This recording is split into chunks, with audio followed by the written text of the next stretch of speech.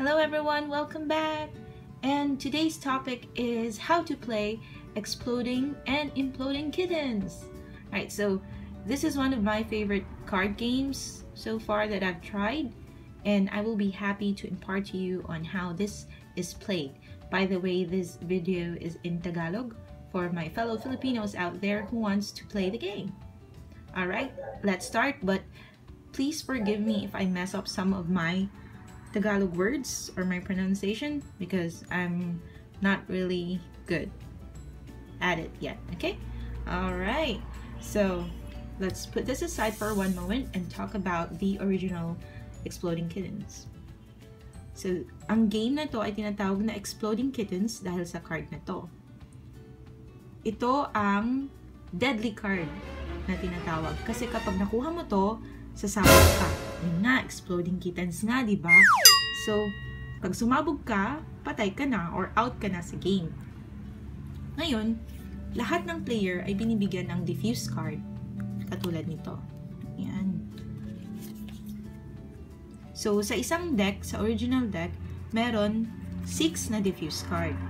Ang game na to ay nilalaro ng 2 hanggang 5 players. Dahil, for example, bawat player may isang diffuse card. So, 1, 2, 3, 4, 5th or pang 5 na player. At yung extra na diffuse ay para dun sa deck. Alright. So, balik tayo sa Exploding Kittens. So, what if nakuha mo na tong Exploding Kitten? Meron ka pang diffuse. Ginamit mo yung diffuse sa kanya. So, ibig sabihin, na-diffuse mo yung bomb at hindi ka sumabog. Ngayon, since nagamit mo na ito, itatapon mo na siya, lagyan mo na siya sa discard pile. Tapos, yung Exploding Kitten, ibabalik mo na siya doon sa deck. So, pwede mo siyang ilagay sa ibabaw, sa gitna, or sa ilalim. Or, kunwari meron ka lang gustong i-target, bilangin mo kung pang ilang player siya at doon mo ilagay. Pero, bawal na bawal mong tignan yung mga baraha sa deck. Okay? Okay. So, ngayon, pupunta na tayo sa mga iba't ibang cards na ginagamit sa laro na to. Meron tayong tinatawag na action cards. Ito yung mga cards na may mga instructions katulad nito. Yan. So, ito sa original na edition, merong 1, 2, 3, 4, 5, 6 na action cards. So, let's start first dito sa favor. Ang favor card ay kapag ginamit mo siya, hihingi ka ng card sa player. So, maski sinong player pwede mong hingian ng card. At siya yung magdedesisyon kung anong card ang gusto niya ibigay sa'yo. So, for example, friend mo siya or boyfriend mo siya, pwede kanyang tulungan at bigyan kanya ng diffuse. Or, pwede kanyang bigyan ng walang kwentang card. Tulad ng Watermelon. Pero hindi naman to sobrang walang kwenta. Mamaya i-explain ko kung anong silbi ng mga card na to. Okay? Next, shuffle. So, as the instructions says, i-shuffle mo lamang yung deck. So, for example, alam mo na ng Exploding Kitten ay nasa pinakaibabaw or siya yung next card na mabubunot. O syempre, bago mo bunutin, i-shuffle mo muna. Next is See the Future. Ang See the Future na card ay gagamitin mo kung gusto mo tingnan ang tatlong card sa ibabaw ng deck. So, for example, ito yung deck natin. Tapos, gagamitin mo tong See the Future.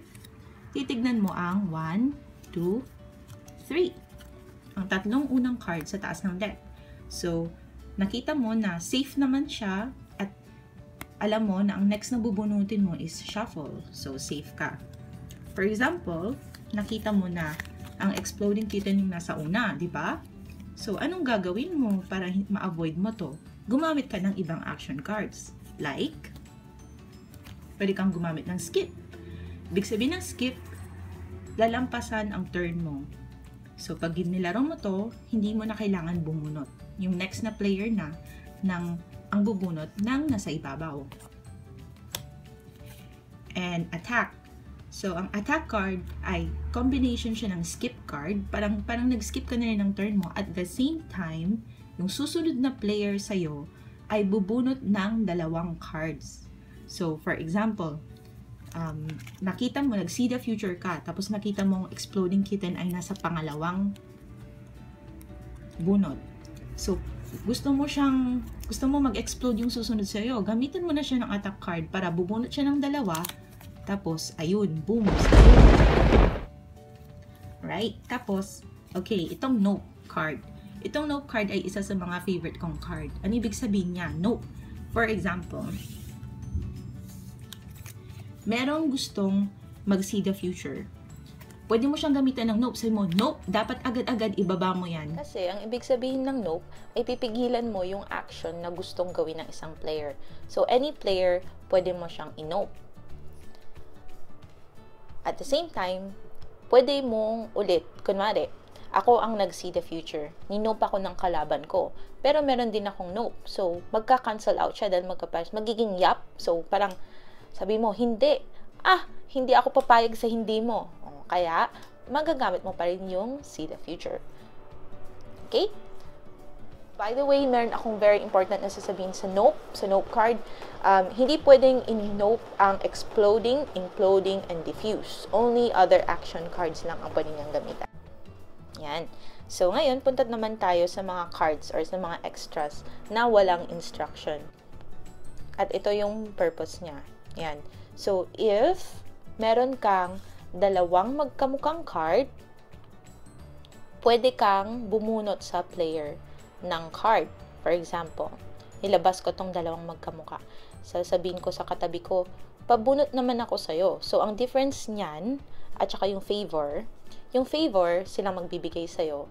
Pag ito naman ang binaba mo, ikaw ang bumunot. What if tatlo? Pag tatlong magkakamukha ang binaba mo, pwede ka mag-demand. So, kunwari, alam mo na yung isang kalaro mo meron pang diffuse card at ikaw wala na. So, ngayon, ibababa mo yung tatlo, tapos sasabihin mo sa kanya, amin na yung diffuse mo. So, ngayon, wala siyang choice, ibibigay niya sa'yo. Unless, biglang merong mag-nope sa'yo. So, anyone pwede mag-nope. So, inope ka niya, nope. O din, yun, wala, hindi mo nakuha. Tapos, pwede ring mga action cards. Like, for example, pwede ring tatlong skip, dalawang skip. Basta ang importante, ibibase mo siya dito sa icon. And, ito pa, 5 magkakaibang card. So, any combination ng 5 magkakaibang card. Ibig sabihin ng magkakaibang card, iba't iba ang icons na nasa taas. So, for example, pwede mo rin dyan ilagay yung attack kung gusto mo isayangin yung attack mo, ganun. Pag 5 naman, ang binaba mo na magkakaibang cards, pwede kang bumunot ng maski anong card na nasa discard pile, na naitapon na. So, for example, yung mga kalaban mo, natapon na nila ang kanilang mga diffuse card kasi nagamit na nila. Pag binaba mo tong 5 cards na to, pwede kang kumuha ng isa. So, may diffuse ka na ulit.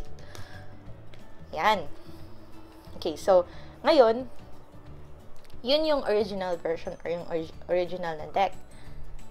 First, before tayo pumunta sa Imploding Kitten, gusto ko munang i-explain paano laruin yung game. So, sa start ng game, base mo siya sa number of players. So, for example, meron kayong dalawa lang kayo, for example. So, pag dalawa lang kayo, tig-isa kayo ng diffuse, tapos, yung dalawang diffuse, ilalagay nyo kasama ng deck, tapos, yung dalawa, itatago nyo na, hindi nakasama sa laro. Set it aside. Okay. If you are 5 players, so, there are 6 diffuse cards originally, right? So, tig-isa kayo, 1, 2, 3, 4, 5, katulad ng sabi ko kanina, yung pang 6, yun yung ibabalik nyo sa deck pag i-shuffle nyo na. What if 6 kayo? Well, according talaga sa rules, maximum of 5 players lang. Pero for example, wala kang extra deck or expansion deck, di gamitin nyo lahat ng 6 na diffuse card, pwede naman, di ba?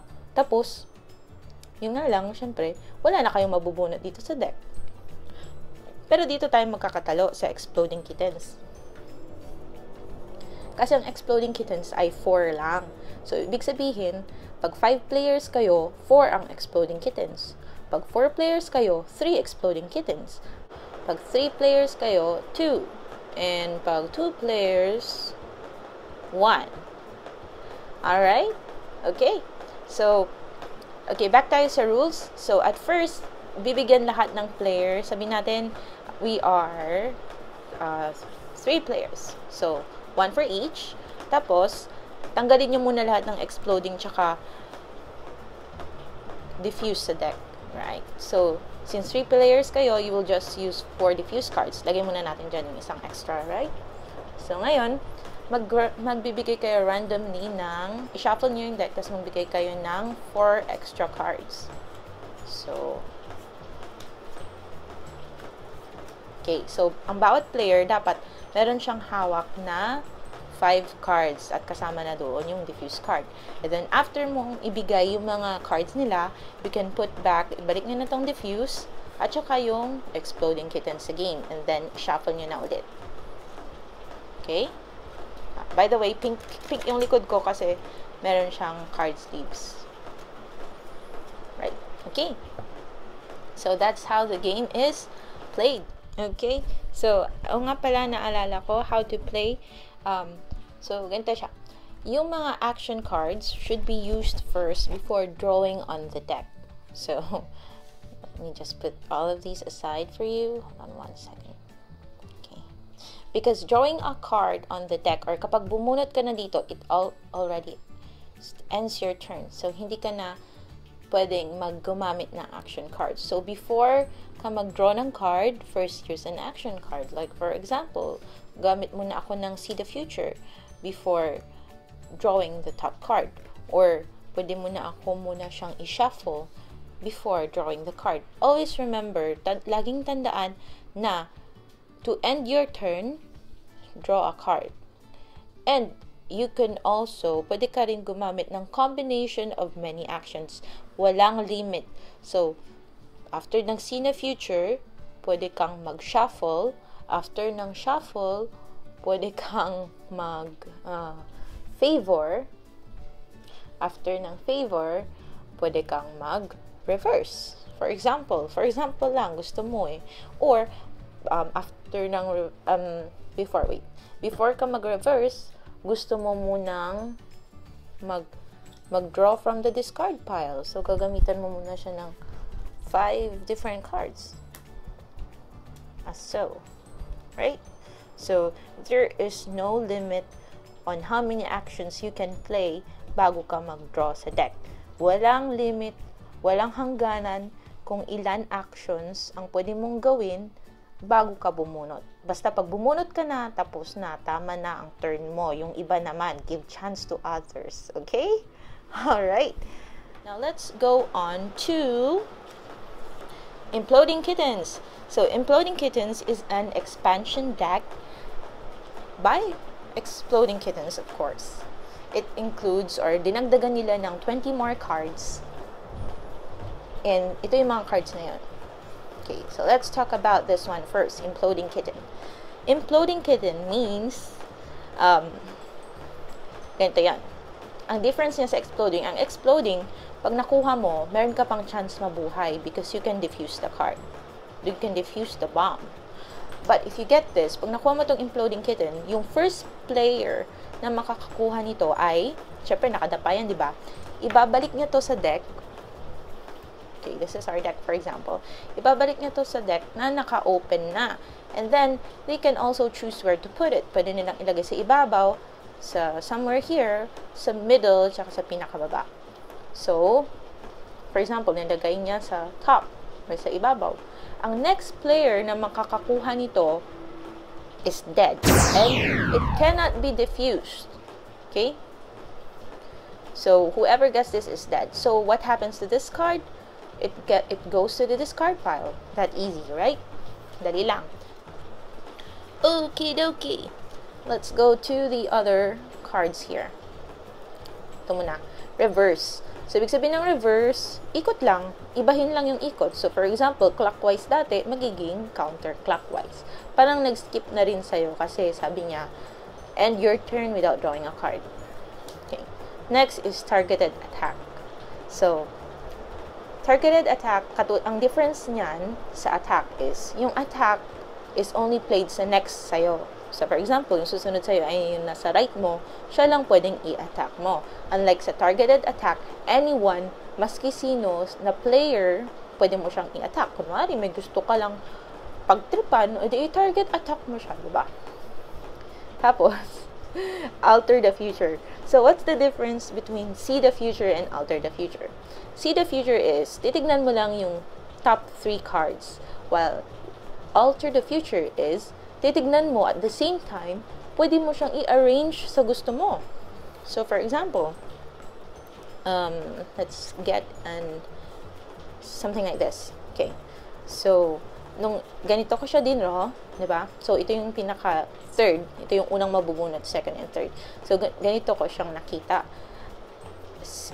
Bubunot pa ako ng isang card. So, gusto ko yung next sa akin, makakuha nito. Pwede ko siyang i-arrange. So, pwede kong ilagay ito sa ibabaw dahil mas gusto ko to. Tapos, ilagay ko yung imploding sa next and then, yan, from the bottom. Tapos, ibabalik ko siya dyan sa ibabaw. So, yung player, after sa akin, natural, makukuha niya to. Ganon, ang alter the future. Next is draw from the bottom. So, easy, ibig sabihin, imbis na sa taas ka bumunot, sa baba. Like, for example, itong situation na to, nandiyan na yung imploding kitten sa taas. At wala ka ng ibang panglaban dyan. Wala kang skip, wala kang attack, wala kang reverse, wala kang target attack. Oh, so what will you do? Use this draw from the bottom. Ibig sabihin, bubunot ka ng isang card sa ilalim. Like so. Okay. Swerte, diffuse. Alright. So, this one last card. Feral cat. There. I am lonely and confused.